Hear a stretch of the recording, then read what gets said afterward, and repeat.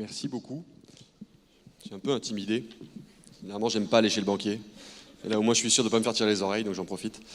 Je voulais vous raconter, effectivement, quand on a cadré cette discussion, le sujet, c'était comment est-ce qu'on fait pour garder des équipes commerciales intensives, avec beaucoup de monde, efficaces dans la performance et motivées. Je vais faire un peu comme Benjamin, c'est-à-dire que je vais commencer par vous raconter ce que j'ai loupé. Et en particulier en prenant 3 ans de ma carrière, qui était le développement d'une entreprise que vous avez probablement connue, qui s'appelait Mon Docteur, qui était le concurrent qui a entre-temps été racheté par Doctolib, que vous avez probablement tous dans vos téléphones et qui vous permet de prendre rendez-vous chez le médecin. Vous avez parlé tout à l'heure de votre clientèle indépendant, et je pense que vous avez dans vos banques des médecins, et ce sont ceux qui vous amènent le plus gros PNB à 1 480 € de mémoire. J'ai eu la bonne réponse. Je tiens d'ailleurs à dire que Benjamin et moi étions dans le top 30 de ce jeu, en n'ayant jamais été banquier. Et donc, vous connaissez les médecins. Les médecins sont une clientèle un petit peu difficile, assez exigeante. Et nous, on avait une idée complètement dingue qui consistait à dire ces médecins qui refusent du monde, qui croulent sous le monde, qui croulent sous les patients et dont les agendas sont blindés en permanence, on va leur proposer d'ouvrir leur agenda sur Internet pour que ça se passe mieux. Sur l'idée, c'était pratique et c'était une idée fluide. Dans le principe, on s'est fait accueillir d'abord par des coups de pied aux fesses et il a fallu affiner notre proposition de valeur et décaler la proposition de valeur de l'attractivité sur le web. Donc on venait, nous, des marketplaces, on venait de Groupon, La Fourchette, etc., à une idée plus logicielle de comment est-ce que j'optimise le temps d'un médecin pour éviter les no-shows de patients et leur faire gagner du temps. On a trouvé ce qu'on appelle ce market fit, c'est-à-dire ce qu'un médecin est capable d'acheter chez nous. On l'a vendu 10 fois, 20 fois, 50 fois. D'abord, je l'ai vendu quasiment tout seul sur des slides. Il n'y avait pas de produit, c'était que du faux. C'était des maquettes. J'ai vu qu'il y avait des gens qui étaient d'accord avec notre idée, puis des gens qui étaient d'accord pour payer. Très bien. Donc on l'a développé. Au début, une V0, une V1, une V2, puis ça marchait, puis ça rentrait. On a commencé à embaucher 2, 3, 4, 6, 10 commerciaux. D'abord à Paris, puis en banlieue parisienne. Et puis, on a une boîte formidable qui s'appelle Lagardère, qui est venue chez nous, qui a investi d'abord 3 millions d'euros, puis 10 millions d'euros, etc. Et on s'est dit, allons-y. Allons-y, bastonnons, et puis recrutons 150 commerciaux. C'est ce qu'on a fait en 2 ans. On a recruté 150 commerciaux dans toute la France. En face de nous, on avait un concurrent absolument terrifiant qui était Doctolib. Eux, quand moi je dépensais 1 million d'euros, ils en dépensaient 3. Quand moi je mettais 2 commerciaux à Lyon, ils en mettaient 8. Et donc systématiquement, j'avais un parcours dans mes équipes commerciales qui était un très gros démarrage. Je recrutais plutôt des bac+5 sortis d'école de commerce et je les envoyais faire du terrain, du porte-à-porte. C'est quelque chose auquel ils n'avaient pas été préparés. J'avais un super démarrage, des mecs et des nanas hyper motivés, ça cartonnait. Et puis ça montait bien, ils signaient 10, 12, parfois 15 médecins par mois, ce qui représente 1 500 € de valeur supplémentaire par mois. Donc rapidement, au bout de 3 mois, ils payaient leur salaire. Au bout de 6 mois, ils payaient leur salaire et celui de leurs collègues. Et ça s'additionnait, c'était un très beau modèle. Et puis au bout de 6 mois, 8 mois, ça plongeait. Ça plongeait, et puis ça plongeait souvent par équipe. Et cette période-là, je l'ai très mal vécue. Ça a été extrêmement dur parce qu'on avait des têtes de pont qu'on arrivait à imposer dans des régions, un peu loin de chez nous. Nous, on était à Paris, et puis à Dijon, à Strasbourg, à Mulhouse, on posait des têtes de pont, ça démarrait bien, et ça plantait. Ça plantait pas gravement, mais on n'arrivait pas à retrouver de la croissance, et on se retrouvait avec des gars qui signaient 6 médecins par mois, et puis qui démissionnaient au bout d'1 an. C'était vraiment, on avait eu une période très grise dans le management de cette équipe. Moi, j'ai eu une formation à la direction commerciale qui était une formation très orientée performance, CRM, data, chiffres, efficacité, discours, dans les outils.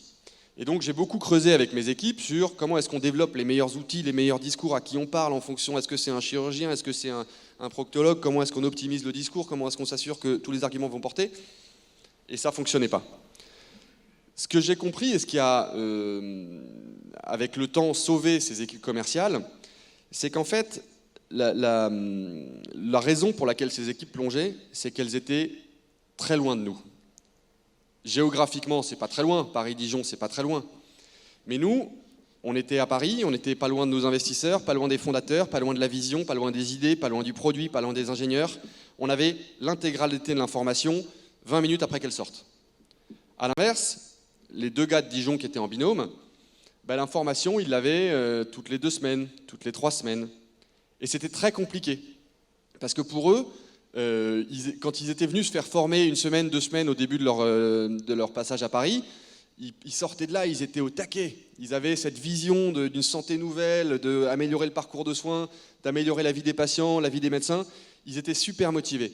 Mais au bout d'1 mois, 2 mois, 3 mois, à se faire tabasser par la concurrence, à se faire fermer la porte au nez par les secrétaires médicales, à se faire refuser par des médecins, à se geler en faisant du tap-tap sous la pluie, forcément, mécaniquement, la performance diminuait parce que c'est dur, c'est un métier tellement dur. À la fois fun et intéressant, mais tellement dur. Et je pense qu'il y a un parallèle dans énormément d'entreprises, mais je l'ai appris à mes dépens, mais je ne referai pas cette erreur. Il y a toujours une dichotomie très forte dans une entreprise entre un centre et des périphéries. Alors ça peut être vrai géographiquement, c'est, je sais pas, c'est Lille et Hazebrouck, c'est Lille et Arras, je connais pas très bien les Hauts-de-France, ma femme est du Nord, mais elle m'engueulerait si je faisais des bêtises, mais ça peut être géographique, mais pas que géographique, ça peut aussi être au sein même des business units des entreprises, au sein même d'une banque, au sein même de n'importe quelle organisation. Quand vous analysez votre organisation, il y a forcément des centres et des périphéries. Ça vous doit vous rappeler des cours de géographie du programme de première, a priori, en géopolitique, centre et périphérie, mais c'est vrai dans l'entreprise.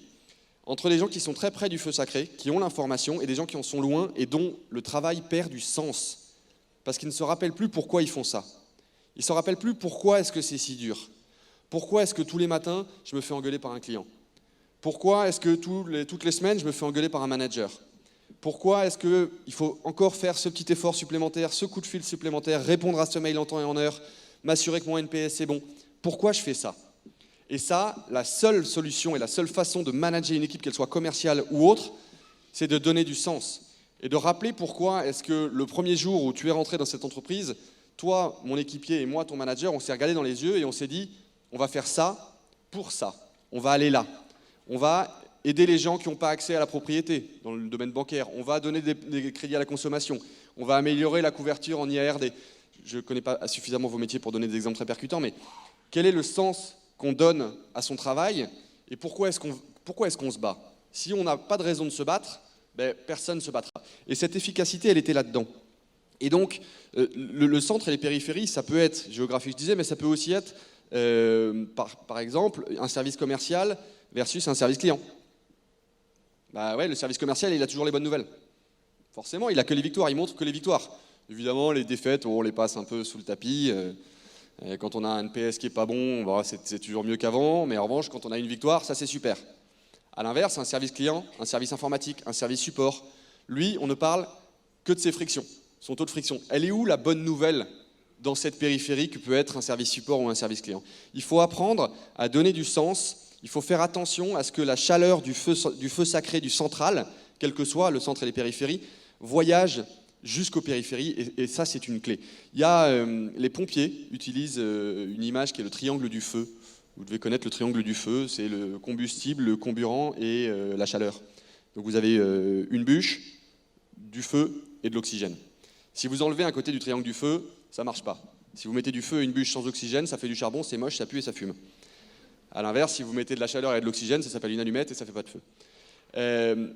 Souvent, si on veut prendre une image, on peut considérer que l'entreprise, c'est le feu, la bûche, c'est le salarié, c'est l'équipier, et donc il faut que ça brûle.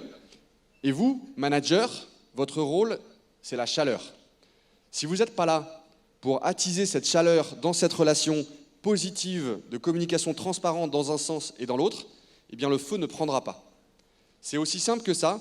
Mais souvent, on réalise qu'en tant que manager, on est dans du reporting, dans de la formation, on est parfois dans de la production soi-même, ce qui est l'inverse d'un job de manager. On doit aider les autres à être dans la production et le minimum être dans la production soi-même.